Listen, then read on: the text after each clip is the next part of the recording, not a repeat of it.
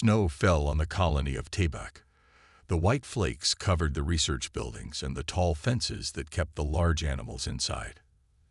Dr. Hanju stood by the window, watching his life's work move across the field.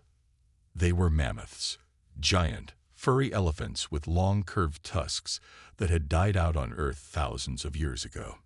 But here they walked again. Han had brought them back to life. "Are you going to stand there all day, Father?" Ben asked as she put on her thick coat.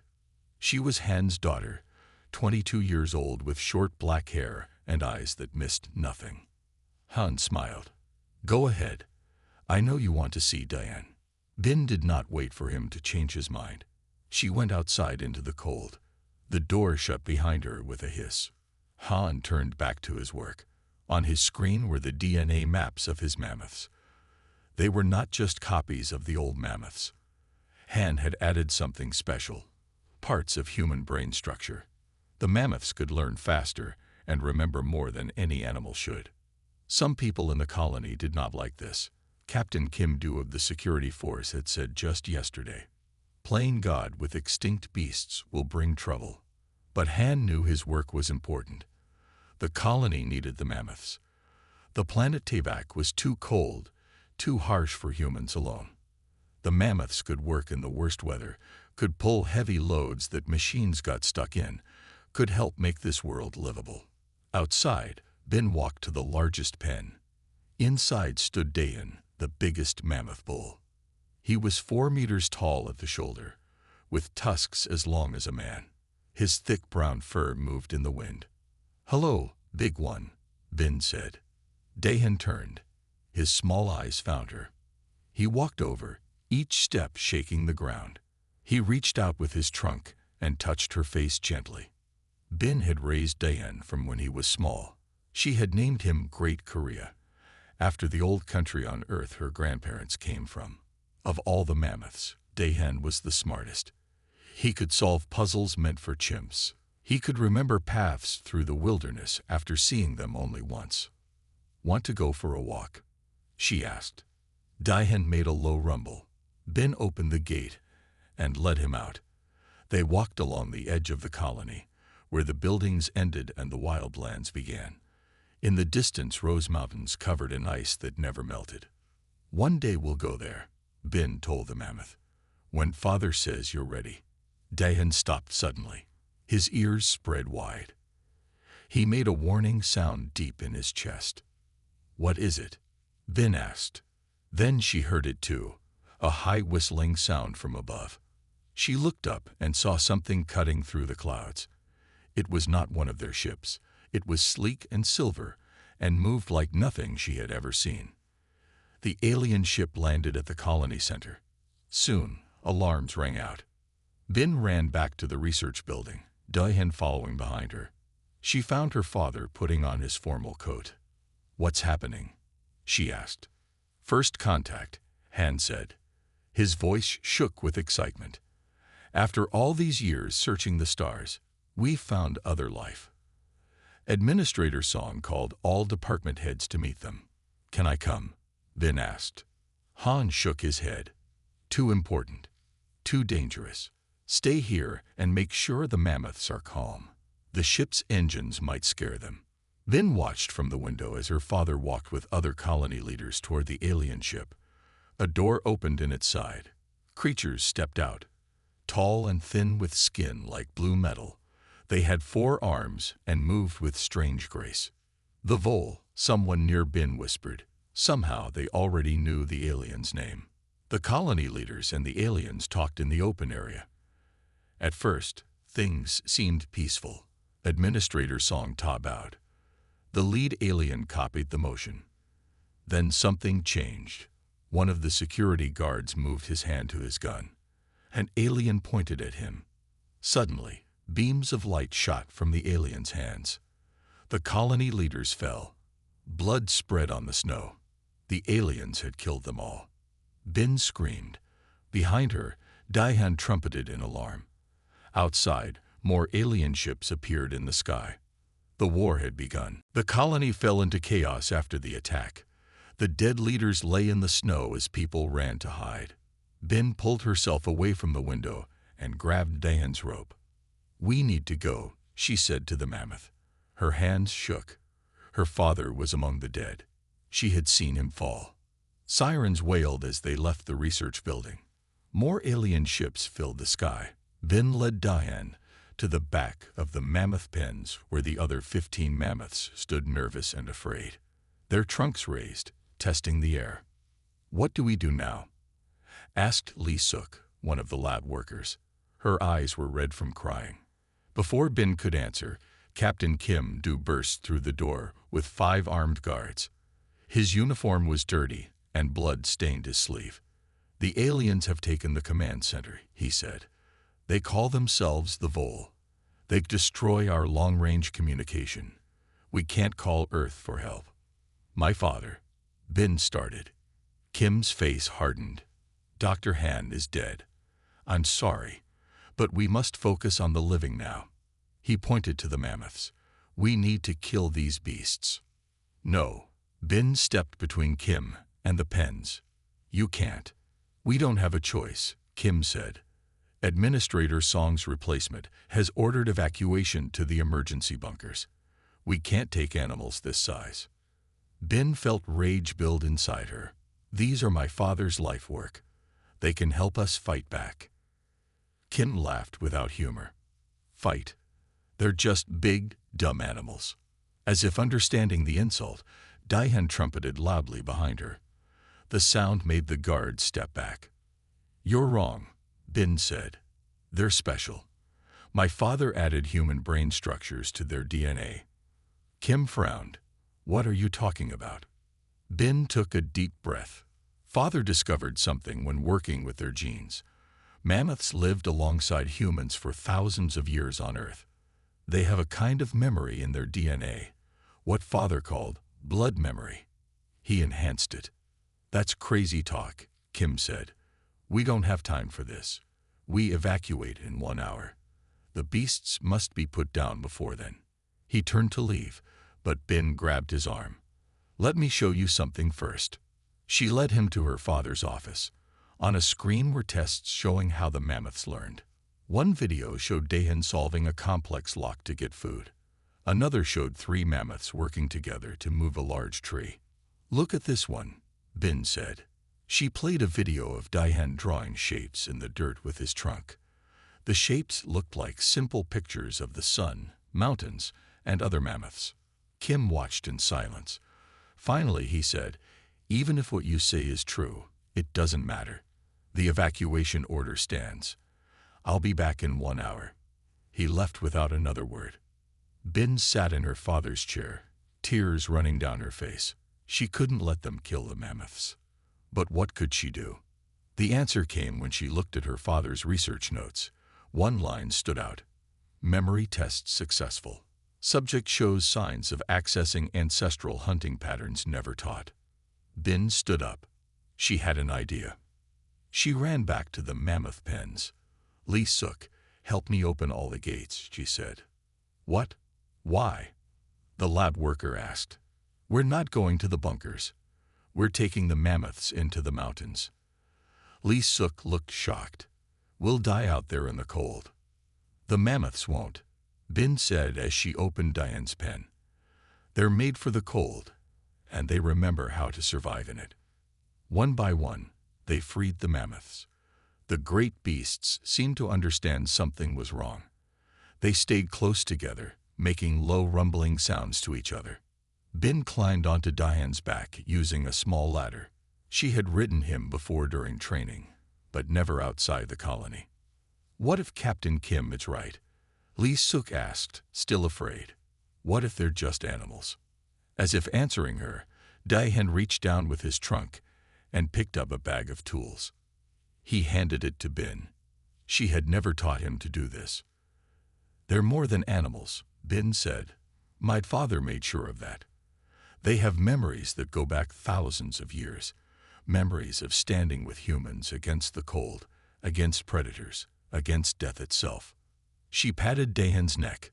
"They don't just follow orders. They remember. And right now, they remember that humans are their old friends. They'll help us." In the distance, explosions lit up the colony as the vole attack grew stronger. "We need to leave now," Vin said. Dahan raised his trunk and made a loud call. The other mammoths formed a line behind him. Without being told, they began to move toward the mountains, away from the burning colony. The mammoths were going to war. 3 months had passed since the vole took over the colony. Snow fell heavier now as winter deepened on Tabak. High in the mountain caves, Bin watched the valley below through old binoculars. She could see the colony in the distance. It looked different now. The vole had built tall towers and strange round buildings. Every day, they'd forced humans to work in the mines, digging for a special blue mineral the aliens needed for their ships. "See anything new?" asked Lee Suk. She had come with Bin and the mammoths on that first terrible night. 5 other people had joined them later, escaping the colony. "Same as yesterday," Bin said. "Work crews leaving at dawn. Vole patrols on the edges." She put down the binoculars and turned to the back of the cave. There, Dahan stood watching her. In the 3 months in the wild, the mammoth had grown even larger. His tusks were sharper too, as if his body knew he needed weapons. "Let's check what you've been doing," Bin said. She walked to where Dahan had been working with his trunk in a patch of soft dirt. What she saw made her breath catch. The mammoth had drawn shapes again, but these were not simple pictures like before. These looked like maps. One shape was clearly the colony. Another was the mountain range. A third shape looked like the path they used to move between hunting grounds. "He's getting smarter every day," Lee Suk said, looking over Bin's shoulder. It wasn't just Dahan. All the mammoths were showing new skills. They found food under the snow without being shown how. They broke ice on frozen lakes to find water. When a vole patrol came too close last week, the mammoths hid without being told. "My father was right about the blood memory," Bin said. "They remember things from their ancestors, things no one taught them." She walked out of the cave to the ledge where the other mammoths rested. The herd had grown stronger in the wild. They formed a tight group with the younger ones in the middle, the old way that mammoths once lived on Earth. "Time for training," Bin called. The mammoths rose to their feet. Bin had been teaching them to fight. At first, it was simple things like pushing over dead trees with their tusks. Now they could work as a team to move large rocks or surround a target. Today, Bin set up a practice raid. She placed old food containers at different spots to represent vole guards. The goal was for the mammoths to knock them all down without making noise. "Begin," she said softly. What happened next still amazed her. The mammoths moved in perfect order without her saying another word. 3 large bulls went first, walking carefully despite their huge size. They knocked down the first targets. Then 2 females circled around the back, their feet somehow silent on the snow. Within minutes, all the targets were down. Bin had not told them how to do this. They had figured it out themselves. As the mammoths returned, Dahan stopped suddenly. His ears spread wide, and he raised his trunk to smell the air. The other mammoths became still. "What is it?" Bin whispered. Then she heard it, voices coming up the mountain path. Human voices. "Hide," she told the others. They ducked behind rocks as the mammoths melted back into the trees, something that should be impossible for such large animals. 6 people in dirty colony uniforms appeared on the path. They carried makeshift weapons and looked thin and tired. At their head was Captain Kim-do. Bin couldn't believe it. The captain had survived. She was about to call out when she saw Dahan move. The mammoth had circled behind the group without making a sound. Now he stood blocking their escape route. The other mammoths moved too, surrounding the newcomers. "Don't move," Bin said, stepping out from her hiding place. "You're surrounded." Captain Kim spun around, his eyes wide with shock. "Vin, you're alive. And so are the mammoths you wanted to kill," she said coldly. The captain looked at the huge animals around him. His hand moved toward his weapon. Dahan saw the movement. Without any order from Bin, the mammoth charged forward, stopping just short of the captain. His tusks were only inches from Kim's chest. "I wouldn't do that," Bin said. "They don't just follow orders now. They think for themselves, and they remember those who threaten them." Kim slowly raised his hands. "We're not here to fight. We need help. We're the resistance." Bin looked at their tired faces and ragged clothes. "Talk fast.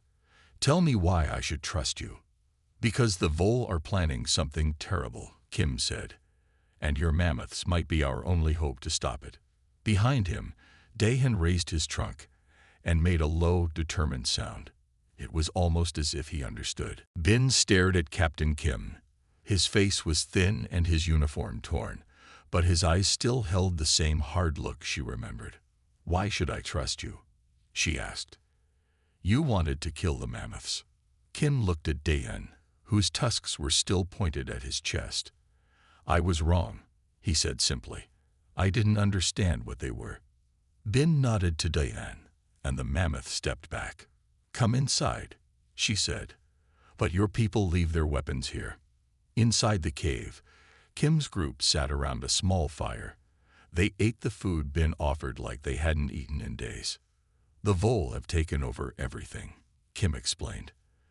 "They use humans to work in the mines. They want a mineral called bluestone. It powers their ships." "We've seen the work crews," Lee Suk said. Kim nodded. "We've been hiding in old emergency bunkers. There are about 50 of us fighting back, but we don't have enough weapons." "What about my father's lab?"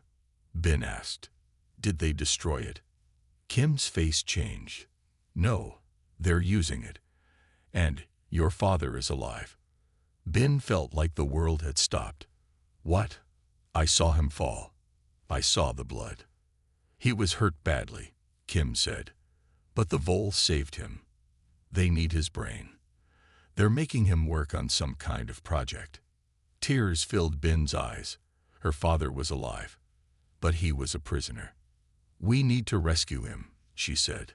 "That's why we came looking for you," Kim said. "We've been watching the lab from far away. We saw the mammoths leave with you that night. We hoped you were still alive." He pointed to Dahan. "We need them to help us fight." Bin looked at the mammoth. Dahan was watching the conversation closely, as if he understood every word. "They're not just weapons you can use," Bin said. "They choose to fight." As if to prove her point, Dahan walked over and drew in the dirt with his trunk. He made a shape that looked like the lab building. Kim's eyes went wide. "Can he understand us?" "More than you think," Bin said. "Show him what you know about the lab, where my father is." Kim hesitated, then took a stick and drew in the dirt. He showed the lab, the Vole guards, and the fences around it. Dahan watched carefully. Then, to everyone's surprise, he changed the drawing with his trunk, adding details Kim had left out. A back door, a path through the trees. "How does he know that?" one of Kim's people asked, fear in his voice. "Blood memory," Bin said.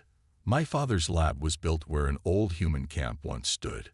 The mammoths from long ago knew that place. Dahan remembers through his blood." Kim looked doubtful, but didn't argue. "We plan to attack in 3 days. There will be fewer guards then. We want to save your father and steal a special device he's been forced to make." "What device?" Bin asked. "We don't know exactly," Kim said. "But our spy in the lab says it has something to do with sound. The Vole have a weakness. They can't stand certain low sounds. It hurts them somehow. Your father found this out and made something that can use this weakness." Bin thought about this. Mammoths could make very low sounds that humans couldn't hear. Maybe that was part of her father's plan all along. "We'll help you," she said. "But we do this my way.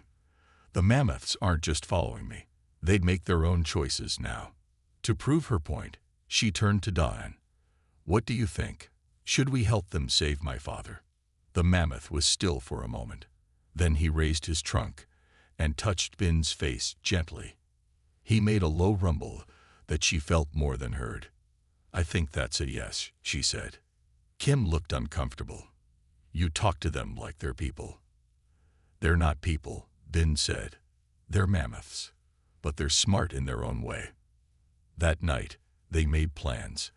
Kim's group would attack the front gate as a distraction. Ben and the mammoths would break in from the back and find her father. As everyone slept, Ben sat outside looking at the stars. Dahan came and stood beside her. We're going to save him, she told the mammoth. And then we're going to drive the vole off our world. Dahan made a soft sound. Then he did something that shocked Ben. With his trunk, he picked up a stick and drew in the snow. The shape was clear. It was a picture of many mammoths charging at vole soldiers.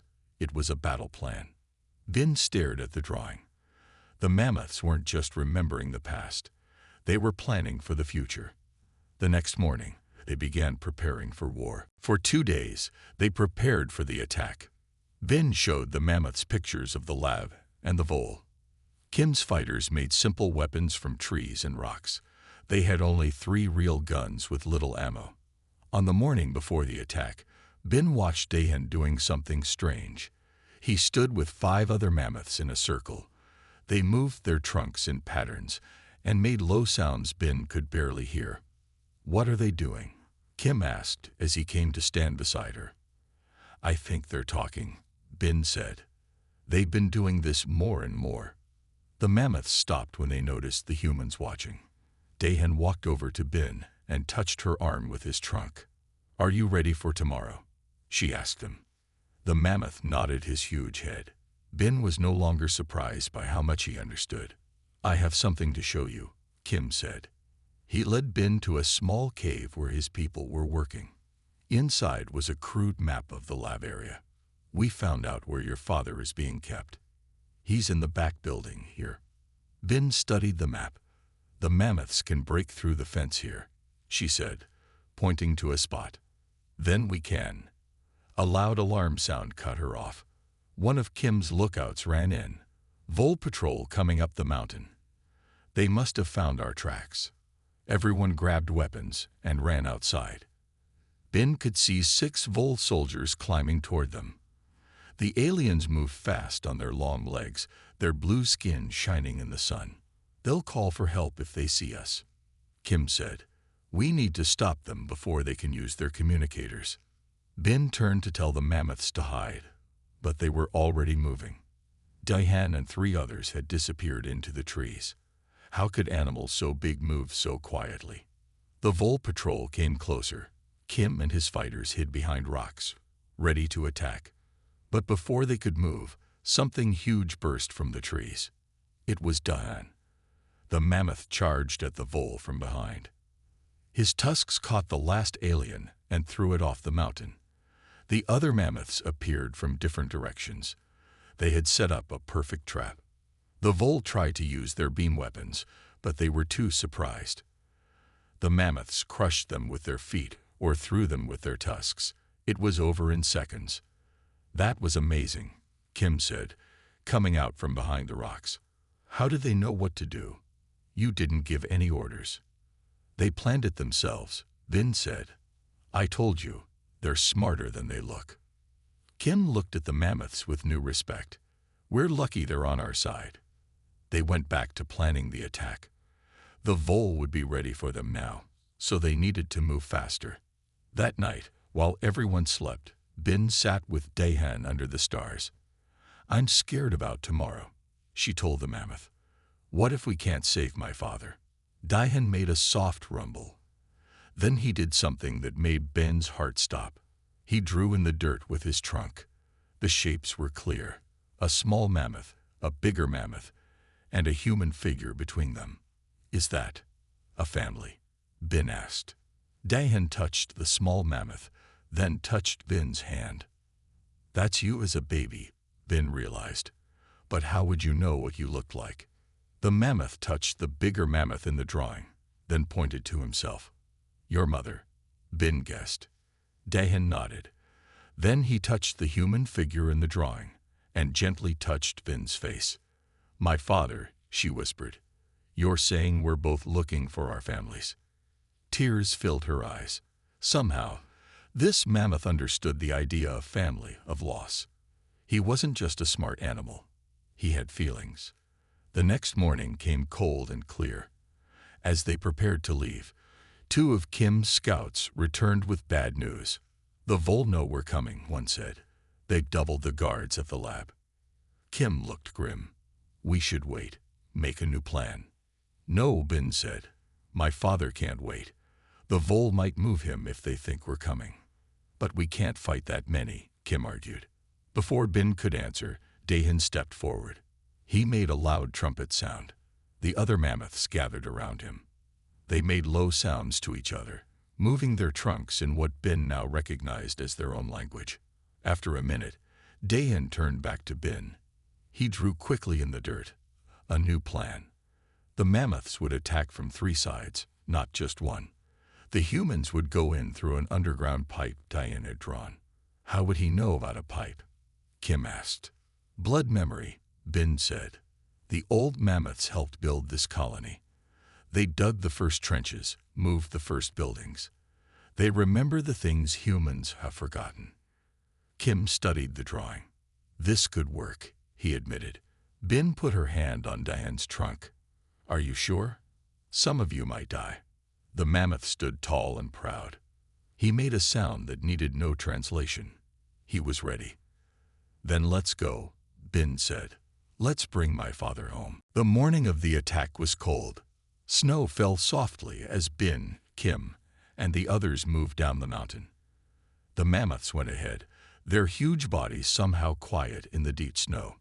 "Still hard to believe," Kim said as they walked. "Animals that big shouldn't be able to move so quietly." "They're not just animals," Ben said. "Not anymore." They stopped on a ridge above the lab. In the early light, they could see the Vol guards walking around the buildings. There were more than they expected.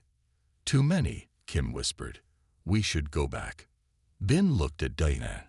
The mammoth was staring at the lab with his small, intelligent eyes. Then he did something strange. He moved away from the group and used his trunk to clear a flat area in the snow. With quick movements, he began to draw. "What is he doing?" Kim asked. "Thinking," Ben said. The drawing took shape. It was the lab, but not as it looked now. It showed the building as it had been long ago, when it was first built. Dahan drew underground passages and old doorways that had been covered up. He drew a path through them that led right to where Dr. Han was being held. "How can you know this?" one of Kim's fighters asked, fear in his voice. "Blood remembers," Ben said. "When the first colony was built on Tabak, mammoths helped. My father found their DNA in the soil and used it to make new mammoths. Dahan's ancestors walked these grounds. They helped dig those tunnels. And now he remembers." Kim studied the drawing. "If this is true, we can get in without being seen." "It's true," Ben said. "The mammoths have never been wrong about these things." Kim made a decision. "We split up. The mammoths will attack the front gate as we planned. That will pull most of the guards there. My group will use this tunnel to get inside and find your father." "I'm going with you," Ben said. Kim shook his head. "You need to stay with the mammoths. They listen to you." "No," Ben said. "Dahan can lead them now. They don't need my orders anymore." As if to prove her point, Dahan made a low sound. The other mammoths gathered around him. He moved his trunk in patterns, and they seemed to understand. They moved into groups without Ben saying a word. "See," she said, "they have their own plans now." An hour later, they were ready. Kim's group found the old tunnel entrance just where Dahan had drawn it. It was covered by years of dirt and snow, but it was there. "Good luck," Kim told the mammoths as if they could understand him. Dahan nodded his massive head. Then he did something that surprised everyone. He reached out with his trunk and touched Ben's face gently, as if saying goodbye. "I'll be back," Ben promised him. "Take care of the others." The mammoth watched as Ben followed Kim into the tunnel. Then he turned to the other mammoths. It was time for war. Inside the dark tunnel, Ben and Kim's group moved slowly. The air was old and hard to breathe. Your father knew, didn't he? Kim asked as they crawled through the tight space.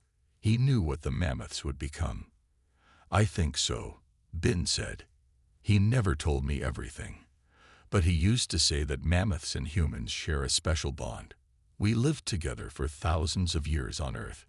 We helped each other survive. And now we need them again, Kim said. They'd reached the end of the tunnel. Above them was a metal door that would lead into the lab's basement. Ready? Kim asked. Before Bin could answer, they heard a loud sound from outside. The mammoth attack had begun. The building shook as something large hit the walls. Now, Kim said. They pushed open the door and climbed into the lab. The inside was strange. The vole had changed everything. Weird blue lights ran along the walls. Strange smells filled the air. They moved through empty halls. Most of the vole had run outside to fight the mammoths. This way, Kim said, following the map Dayan had drawn. They came to a door with alien symbols on it. Kim forced it open. Inside, Dr. Han sat at a desk. He looked thin and tired, but alive. Around him were strange machines and tools. "Father," Bin cried. Dr. Han looked up. His eyes went wide with shock. "Bin, is that really you?" She ran to him and hugged him tightly. "We've come to save you." "The mammoths?" he asked. "Did they survive?" "Yes," she said. "And they're amazing, Father. Everything you hoped they would be. They remember. They think. They plan." A smile spread across his tired face. "I knew it would work. The blood memory. It's even stronger than I thought." Kim interrupted. "We need to move. Where is the sound device?" Dr. Han pointed to a small black box on the desk. "It's finished. The vole made me build it to control their own troops. But I changed it. Now it will hurt them instead." As he picked it up, an alarm began to sound. The vole knew they were inside. "We need to go," Kim said. The sky turned dark as a storm rolled in. Heavy snow began to fall as Bin, her father, and Kim's group ran through the lab. Alarms screamed around them. "What were you going to tell us about the mammoths?" Bin asked her father as they moved. "Not now," Dr. Han said. "First, we need to get out alive." They reached a side door. Kim looked outside carefully. "The vole are all at the front gate fighting the mammoths. We can slip out here." They stepped outside into the storm. The wind blew hard, making it difficult to see, but they could hear the sounds of battle. The angry trumpeting of mammoths, the high-pitched weapons of the vole. "The tunnel is too small for all of us now," Kim said. "We need to go around to the side of the fence." They moved through the snow, staying close to the lab building. Dr. Han held the black sound device tightly. "Will that thing really work?" Kim asked. Dr. Han nodded. "The vole wanted me to make a device that uses low sounds to control their troops. But I changed it. Now it makes sounds that hurt only them. It attacks the metal parts they have in their ears." "Metal in their ears?" Bin asked. "Yes. All vole have machine parts inside them. That's their weakness." A blast of blue light hit the wall near them. They had been spotted. 3 vole soldiers ran toward them, firing their weapons. "Run," Kim shouted. He and his fighters turned to shoot back, but they were outnumbered. Bin and her father ran toward the fence. The storm grew stronger, making it hard to see more than a few steps ahead. Suddenly, Dr. Han fell. "Father," Bin helped him up. "I'm okay," he said. "Just weak. They didn't feed me much." They kept moving, but more vole appeared ahead of them. They were trapped. "Give me the device," a vole commander said in a strange, flat voice. "Now." Bin stood in front of her father. "No." The vole raised his weapon. "Then you will die." A loud crash came from behind the vole. The fence broke apart as something massive pushed through it. It was Dayan. The mammoth's tusks were red with blood, his fur covered in snow. Behind him came 3 more mammoths. The vole turned to fire at them, but they were too slow. Dahan caught the commander with his tusks and threw him into the air. The other mammoths trampled the rest. Dahan, Ben cried with joy. How did you know we were here? The mammoth came to her, his intelligent eyes checking to make sure she was safe. Then he saw Dr. Han and made a soft sound of recognition. He remembers me, Dr. Han said with wonder. After all this time, a loud explosion came from the front of the lab. More Vol were coming. We need to get to the command center, Dr. Han said urgently. That's where we need to use the device. It has to be close to their main systems. But that's in the middle of the lab, Kim said, appearing from the storm with only 2 of his fighters left. We can't get back in there now. Dahan made a low sound. The other mammoths formed a circle around the humans. I think he wants to help us, Ben said. Dr. Han nodded. The mammoths can break through. They can create a path. Kim looked doubtful. Against energy weapons. Trust them, Ben said. They're stronger than you think. They had no other choice. Kim agreed to the plan. Dahan and the largest mammoths would lead the charge back into the lab. The humans would follow in their protection. The smaller mammoths would guard the rear. As they prepared to move, Dr. Han pulled Ben aside. Listen to me, he said quickly. If something happens to me, you must take the device to the command center. Press the red button, then the blue one. It will send out a sound that will disable the Vol. Nothing will happen to you, Ben insisted. We're all getting out together. Dr. Han smiled sadly. The connection between humans and mammoths goes back to our earliest days. They protected us through the Ice Age. We protected them from predators. It's in our blood, both of ours. That's why Dahan is so smart. That's why he cares about you. Before Ben could ask more questions, Dahan trumpeted loudly. It was time to move. The mammoth charge was like nothing Ben had ever seen. They moved as one force, tusks forward, breaking through doors and walls. The Vol fired their weapons, but the mammoths kept going, protecting the humans between them. They fought their way to the center of the lab. The command center was just ahead, a round room with blue lights. But between them and it stood 20 Vol soldiers.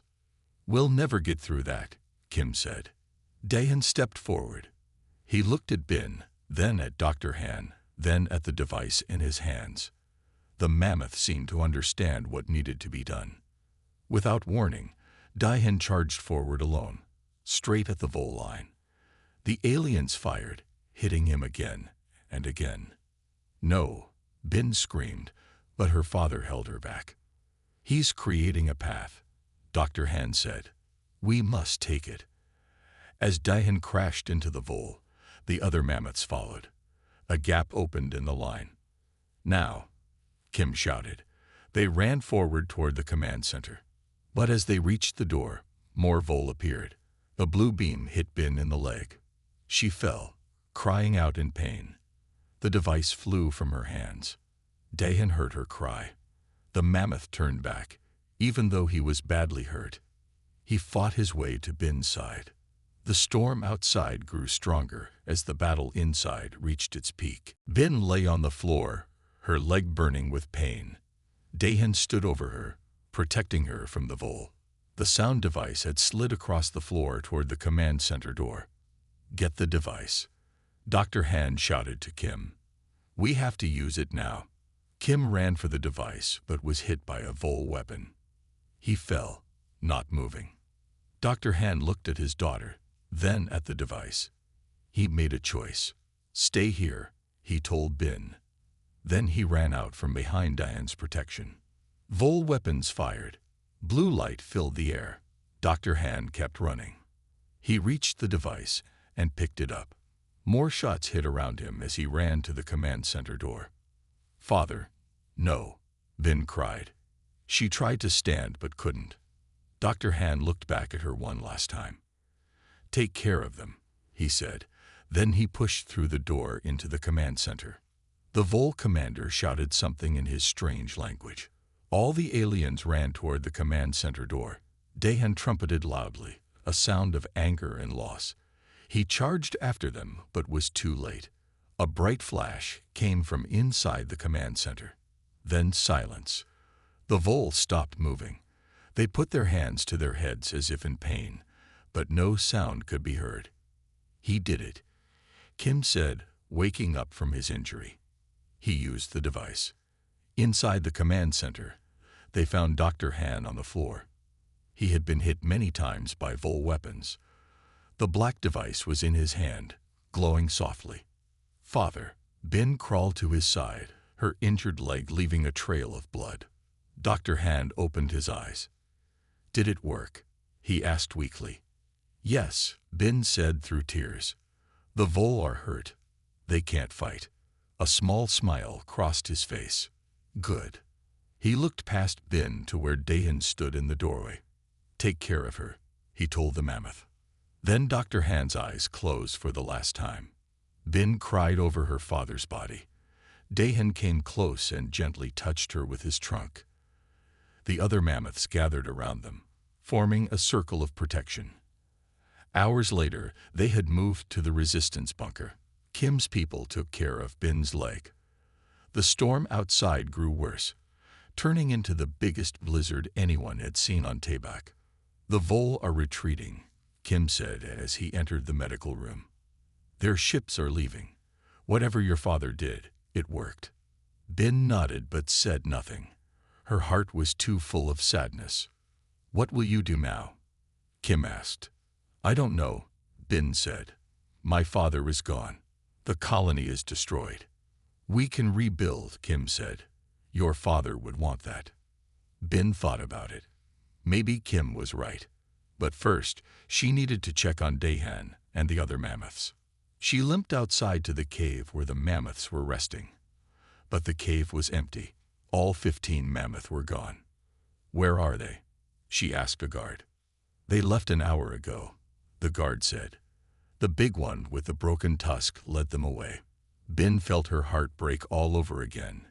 Dahan left. She couldn't believe it. After everything they had been through together, the mammoth had left without saying goodbye. "Look!" someone shouted from outside. Bin hobbled to the entrance of the bunker. Far below, on the flat ground between the mountains and the colony, she saw something moving through the storm, many large shapes in perfect lines. "The mammoths," Kim said, coming to stand beside her. "What are they doing?" As they watched, the mammoth lines changed shape. They moved like soldiers in training, following patterns that only they understood. "They're preparing," Bin said with sudden understanding. "For what?" Kim asked. "The vole ships are leaving, but they will be back," Bin said, "with more ships, more soldiers. The war isn't over." Kim looked at the mammoths again. Now they were practicing charges, just as Bin had taught them months ago. But they were adding new moves, things she had never shown them. "They don't need me anymore," Bin said softly. "They don't need orders." "What do you mean?" Kim asked. "Look at them," Bin said. "They're teaching themselves how to fight. They're preparing for the next battle without anyone telling them what to do." As if hearing her words, Dahan stopped his training. The big mammoth turned and looked up at the bunker. Even through the storm, Bin felt his eyes find her. He raised his trunk and made a sound that carried through the blizzard, a promise, a call to arms. "They remember," Bin said. "They remember standing with humans against the cold, against enemies, against death itself. It's in their blood." Kim watched the mammoths with new respect. "What will you do now?" Bin stood straighter, ignoring the pain in her leg. "I'm going down there.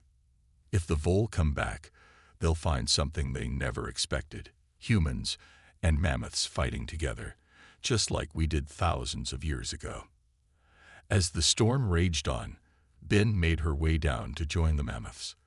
They had chosen to fight, not because they were ordered to, but because they remembered blood. 5 years passed since the day the vole left Tabak. The colony had been rebuilt, larger and stronger than before. New buildings stood where old ones had fallen. Farms grew food in the valleys. Children played in the streets without fear.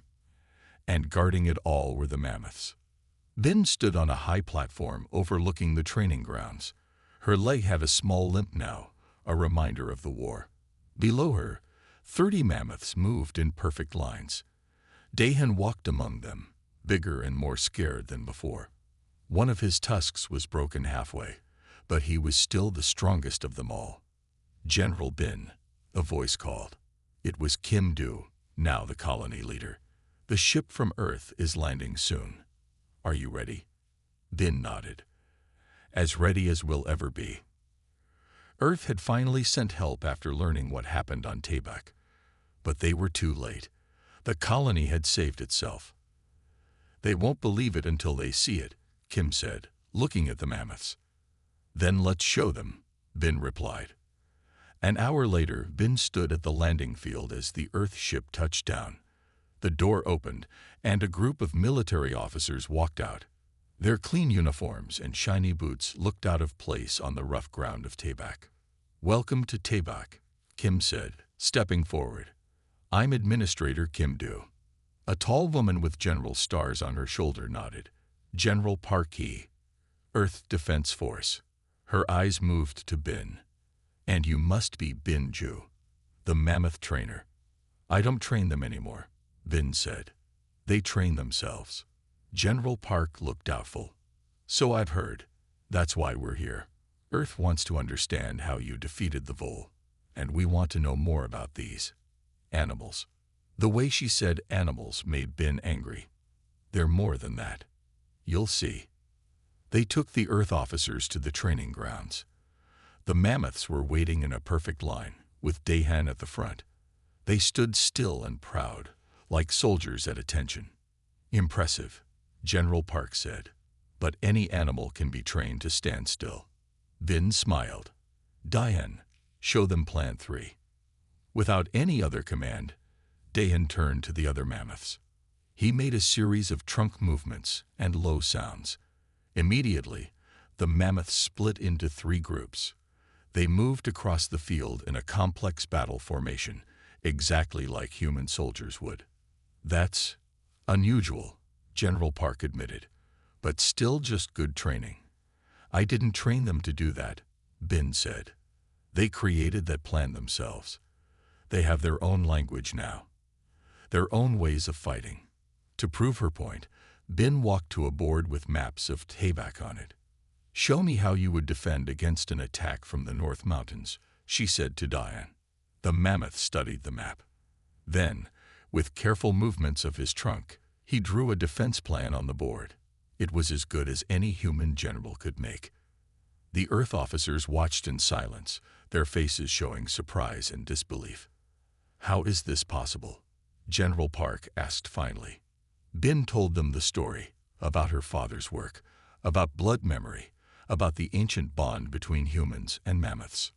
"My father added human brain structures to their DNA," she explained, "but he didn't know how strong the connection would become. The mammoths remember more than just their past. They remember our shared past, when humans and mammoths fought together against the cold, against predators, against extinction, and now against aliens," Kim added. General Park walked closer to Dahan. The mammoth watched her calmly with his intelligent eyes. "Earth wants to start a mammoth program," the general said. "We want to create more like these to help fight the Vole. We know they'll be back someday." Bin shook her head. "It won't work. You can't just make warriors in a lab. These mammoths fight for us because they choose to. Because they remember, not just in their DNA, but in their hearts, what it means to stand with humans." As if understanding her words, Dahan reached out his trunk and gently touched Bin's shoulder. A gesture of friendship, of trust. "They don't need our orders," Bin said. "They fight because they remember blood." General Park looked at Dahan with new respect. "Then what do you suggest we do?" "Don't try to control them," Bin said. "Work with them. Learn from them. The mammoths have knowledge we've forgotten. How to survive, how to fight, how to stand together." That night, as the Earth officers discussed plans with Kim, Bin sat alone with Dahan under the stars. The same stars where the vole would return from someday. "We'll be ready," she told the mammoth.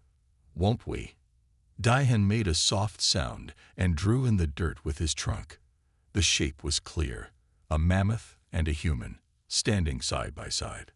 Some bonds went beyond words. Some memories lived in the blood.